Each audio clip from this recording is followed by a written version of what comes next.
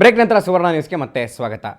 ಇನ್ನೊಂದೆಡೆ ಹುಬ್ಬಳ್ಳಿಯಲ್ಲೂ ಬಂದ್ ಬಿಸಿ ಕಡಿಮೆಯಾಗಿದೆ. ಸಂಚಾರ ಸ್ಥಗಿತಗೊಳಿಸಿದ್ದ ಬಸ್ಗಳು ಒಂದೊಂದೇ ರಸ್ತೆಗಿಳಿಯುತ್ತಿದ್ದು ಪ್ರಯಾಣಿಕರು ನಿಟ್ಟುಸಿರು ಬಿಟ್ಟಿದ್ದಾರೆ. ಜೊತೆಗೆ ಅಂಗಡಿ ಮುಂಗಟ್ಟುಗಳು ಸಹ ಬಾಗಿಲು ತೆರೆಯುತ್ತಿದ್ದು ಜನಜೀವನ ಸಹಜ ಸ್ಥಿತಿಗೆ ಮರಳುತ್ತಾ ಇದೆ.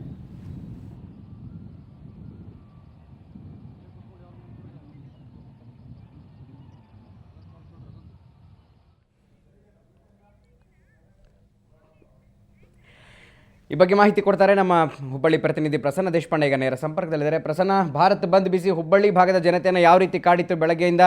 ಈಗ ಜನಜೀವನ ಸಹಜ ಸ್ಥಿತಿಗೆ ಮರಳ್ತಾ ಇದೆ ಹೇಗೆ?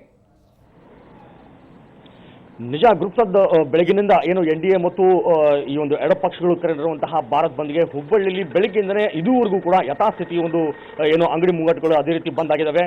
ಬೆಳಿಗ್ಗೆಯಿಂದಲೂ ಕೂಡ ಬಸ್ ಸಂಚಾರ ಸ್ಥಗಿತಗೊಂಡಿದೆ. ಯಾಕಂತಂದ್ರೆ ಏನು ಬೆಳಿಗ್ಗೆ 6 ಗಂಟೆ ಅಂದರೆ ಏನು NDA ಸರ್ಕಾರದ ಅಥವಾ ಒಂದು ಬೆಲೆ ಏರಿಕೆ ಮತ್ತು FDI ನೀತಿ ವಿರೋಧಿ ಪ್ರತಿಭಟನಾಕಾರರು ಏನು ಹಿಂಸಾರೂಪಕ್ಕೆ ತೆರಳಿತು. ಅದಾದ ನಂತರ ಎಲ್ಲ ಬಸ್ ಸಂಚಾರ ಸ್ಥಗಿತಗೊಂಡಿತ್ತು. ಅಂಗಡಿ ಮುಂಗಟ್ಟುಗಳು ಮತ್ತು ಜನರು ಕೂಡ ಸ್ವಯಂ ಪ್ರೇರಿತವಾಗಿ ಏನು ಅಂಗಡಿಗಳನ್ನ ಬಂದ್ ಮಾಡುವ ಮೂಲಕ ಈ ಒಂದು ಪ್ರತಿಭಟನೆಗೆ ಅವರು ಕೂಡ ಬೆಂಬಲ ವ್ಯಕ್ತಪಡಿಸಿದರು. ಸಹಜವಾಗಿ ಈಗಲೂ ಕೂಡ ಈಗ 4-5 ಗಂಟೆ ಆದರೂ ಕೂಡ ಈಗಲೂ ಬಸ್ ಸಂಚಾರ ಅದೇ ಸ್ಥಿತಿ ಇದೆ. ಯಾವುದೇ ಬಸ್ಗಳು ರಸ್ತೆಗಳಿದಿಲ್ಲ ಮತ್ತು ಅಂಗಡಿ ಮುಂಗಟ್ಟುಗಳು ಕೂಡ ಬಂದ್ ಆಗಿದ್ದಾವೆ. ಯಾವ ವ್ಯಾಪಾರಸ್ಥರು ಕೂಡ ಬಂದಿಲ್ಲ. ಒಂದು ಅರ್ಥದಲ್ಲಿ ಹೇಳೋದಂತಂದ್ರೆ ನಿನ್ನೆ ತಾನೇ ಗಣೇಶನನ್ನ ಪ್ರತಿಷ್ಠಾಪನೆ ಮಾಡಿದಂತಹ ಏನು ಜನರಿದ್ದಾರೆ, ಏನು ಇವತ್ತಿನೂ ಕೂಡ ಅಂದ್ರೆ ಅನಾಯಾಸವಾಗಿ ರಜೆ ಸಿಕ್ಕಿದೆ ಅನ್ನೋಂಥದ್ದು ಕಾರಣಕ್ಕೂ ಅಥವಾ ರಜೆ ಇದ್ದಿದ್ರಿಂದ ಏನು ಕಡುಬು ಮತ್ತು ಹೋಳಿಗೆನ ತಿನ್ನುವ ಮೂಲಕ ಈ ಒಂದು ರಜೆಯನ್ನ ಎಂಜಾಯ್ ಮಾಡಿದ್ರೆ ಅಂತಲೂ ಕೂಡ ಇಲ್ಲಿ ವ್ಯಕ್ತವಾಗ್ತಿದೆ. ಜನರು ಕೂಡ ಅದೇ ರೀತಿ ಒಂದು ಅಭಿಪ್ರಾಯ ವ್ಯಕ್ತಪಡಿಸಿದ್ದಾರೆ. ಬನ್ನಿ ಗುರುಪ್ರಸಾದ್, ನಮ್ಮ ಜೊತೆಗೆ ಬೇರೆ ಬೇರೆ ಊರುಗಳಿಂದ ಬಂದಂತವರು ಇಲ್ಲೇ ಬಸ್ ಸಂಚಾರ ಸ್ಥಗಿತಗೊಂಡಿದ್ರಿಂದ ಇಲ್ಲೇ ಉಳ್ಕೊಂಡಿದ್ದಾರೆ. ಏನು ಹೇಳ್ತಾರೆ ಅವ್ರು ಕೇಳೋಣ. ಸರ್, ನೀವು ಎಲ್ಲಿಂದ ಬಂದಿದ್ದು, ಯಾವ ಕಾರಣಕ್ಕಾಗಿ ಬಂದಿದ್ರು? ಸರ್, ಕಾಂಡಲಿಂದ ಬಂದಿನೋ, ಹಾಸ್ಪಿಟ್ಲಿಗೆ ಬಂದಿದ್ವಿ. ಇಲ್ಲಿ ಭಾಳ ತೊಂದರೆ ಆಗ್ತದೆ.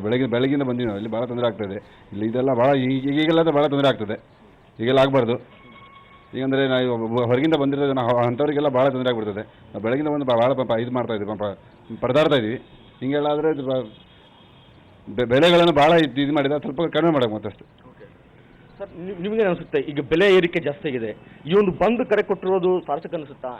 ಬೆಲೆ ಏರಿಕೆ ಮೂಲ ಇದು ಬಂದ್ ಕರೆ ಉದ್ದೇಶ ಅಂದ್ರೆ ಮೇಲೆ ಬೆಲೆ ಏರಿಕೆ ತಡೆಗಟ್ಟದ. ಬೆಲೆ ಏರಿಕೆ ತಡೆಗಟ್ಟಬೇಕಾದ್ರೆ ಜನಸಾಮಾನ್ಯರು ಭಾಳ ಹೊಡ್ತಾ ಬಿಟ್ಟಿದೆ. ಆದರೆ ಜನಸಾಮಾನ್ಯ ಕಡಿಮೆ ಮಾಡಬೇಕಂದ್ರೆ ದಿಢೀರನೆ ಬೆಲೆ ಏರಿಸೋ ಬದಲಿ ಇದರ ಅಲ್ಟರ್ನೇಟ್ ಬೇರೆ ವ್ಯವಸ್ಥೆ ಗೌರ್ಮೆಂಟ್ ಮಾಡಬೇಕು. ಆಮೇಲೆ FDI ಇದೆಲ್ಲ, ಫಾರಿನ್ ಡೈರೆಕ್ಟ್ ಇನ್ವೆಸ್ಟ್ಮೆಂಟ್ ಚಿಲ್ಲರದಲ್ಲಿ ಅದು ಸಂಪೂರ್ಣವಾಗಿ ನಮ್ಮ ಭಾರತದ ವರ್ತಕರ ಮೇಲೆ ದೊಡ್ಡ ಪರಿಣಾಮ ಬೀರ್ತದೆ ಮುಂದೆ.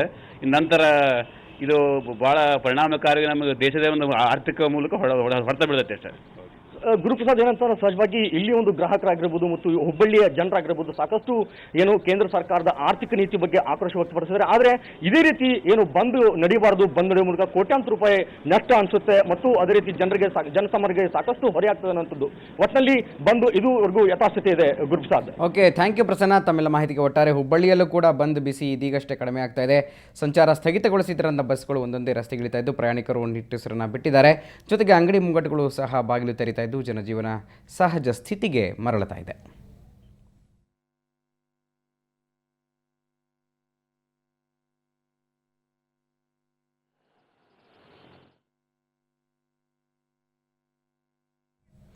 ಇವಿಷ್ಟು ಈ ಹೊತ್ತಿನ ಸುದ್ದಿ. ನೇರ ದಿಟ್ಟ ನಿರಂತರ ಸುದ್ದಿಗಾಗಿ ನೋಡ್ತಾ ಇರಿ ಸುವರ್ಣ ನ್ಯೂಸ್.